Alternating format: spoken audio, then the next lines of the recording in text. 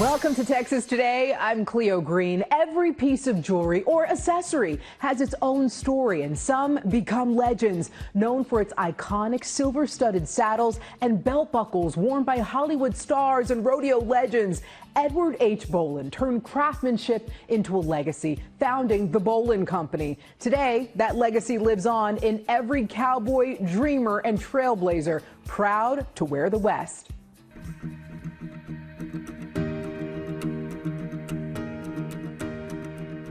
Bohlin pieces usually feature a design that has classic imagery of the American West.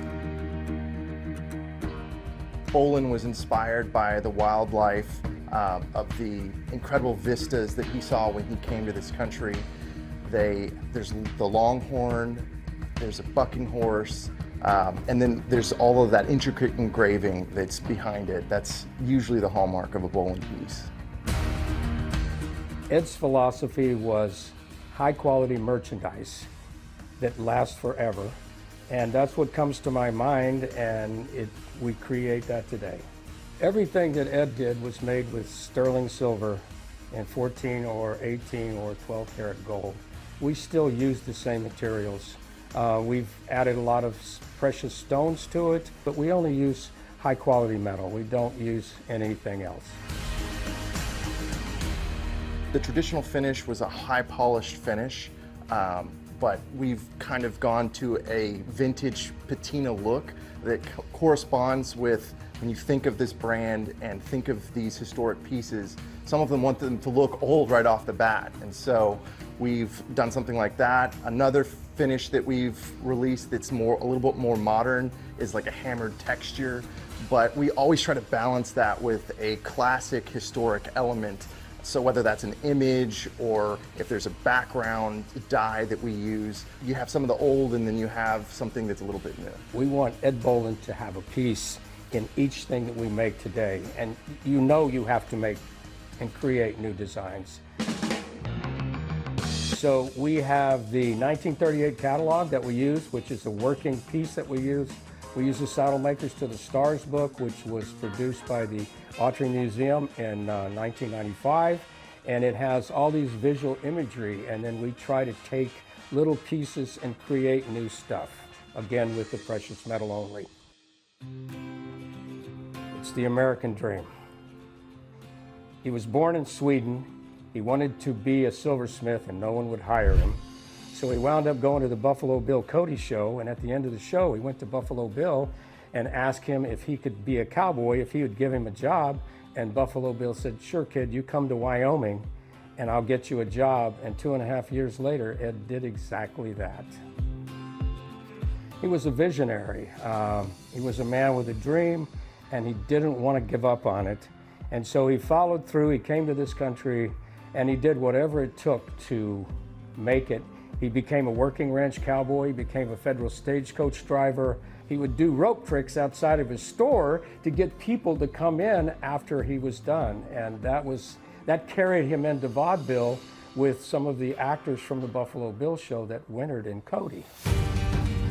We were famous on TV in the 50s and 60s. The Lone Ranger, who was Clayton Moore, we made all of his equipment, Gene Autry, Roy Rogers. There was a stretch there that Bohlin made buckles, saddles, and other accessories for presidents. Robert Redford in the Horse Whisperer, we made that buckle. One of the most important pieces is the John Wayne Red River buckle, which was worn in Rio Bravo, Sons of Katie Elter, and a number of other movies. You see him wearing that all the time. So there's a lot of guys. The goal for Bohlin is to maintain its place in the market and move into the future. One of the biggest challenges is finding the next generation of Bohlin silversmiths. That's been my major focus. And one of the ways that we've been able to find the next generation of talent is a partnership with the University of North Texas. There's an internship program that we have that we've actually hired some of the interns just because we've been impressed with the quality of work that comes out of that school. It's fun to have young people that are injecting that new blood into the art form, but then also teaching them the quality levels that we demand, and also allowing them to kind of be part of this historic brand.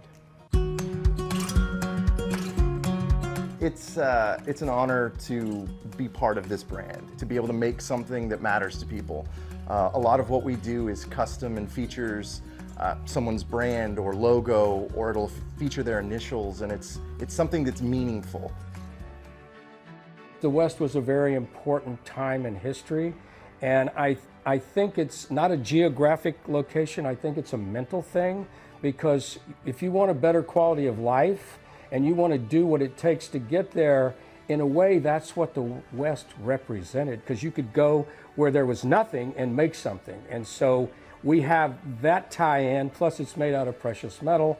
It doesn't go away. Once you buy a Bohlin buckle, it's forever, and it's handed down from one generation to the next.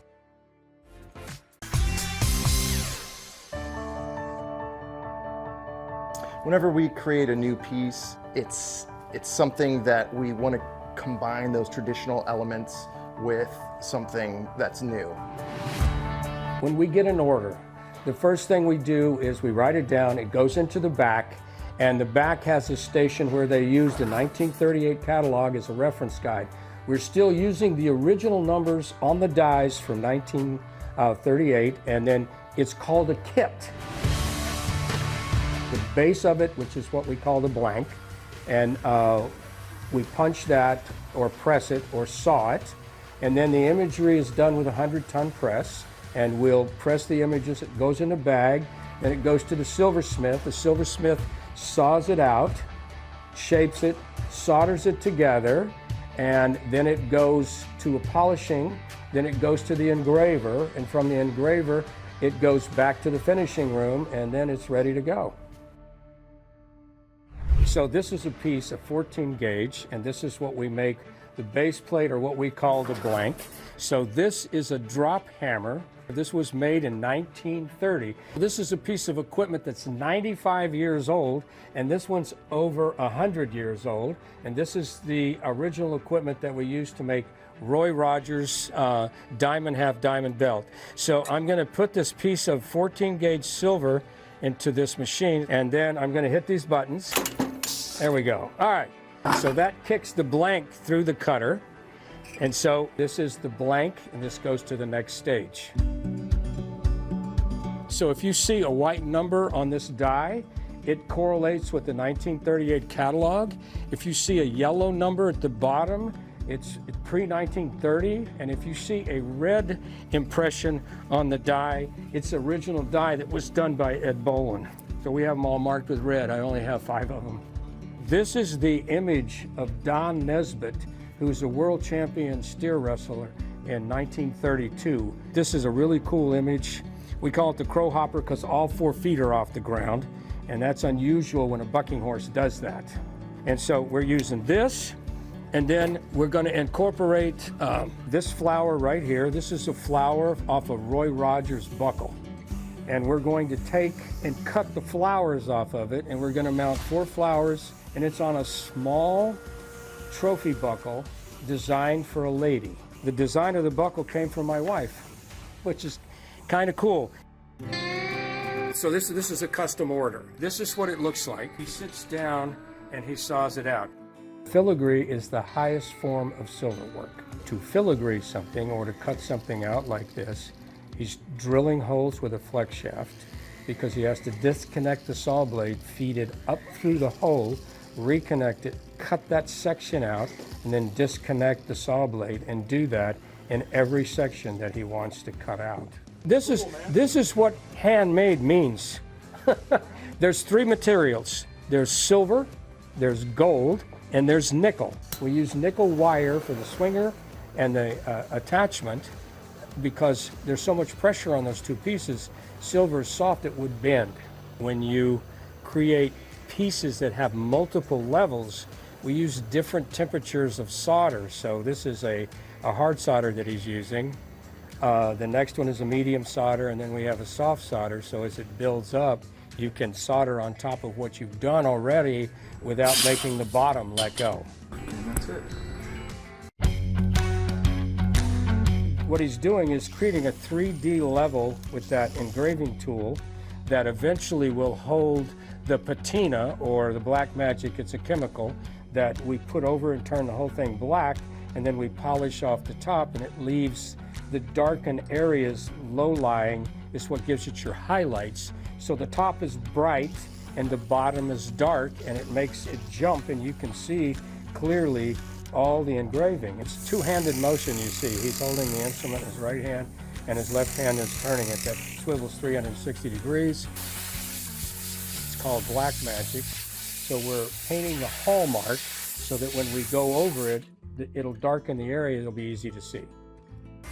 The quality has to be dead on and unmistakable, and it'll last forever. Yes, it has that historic legacy to it, but when you look at it, you got to say, that's really cool, and we want to wear that.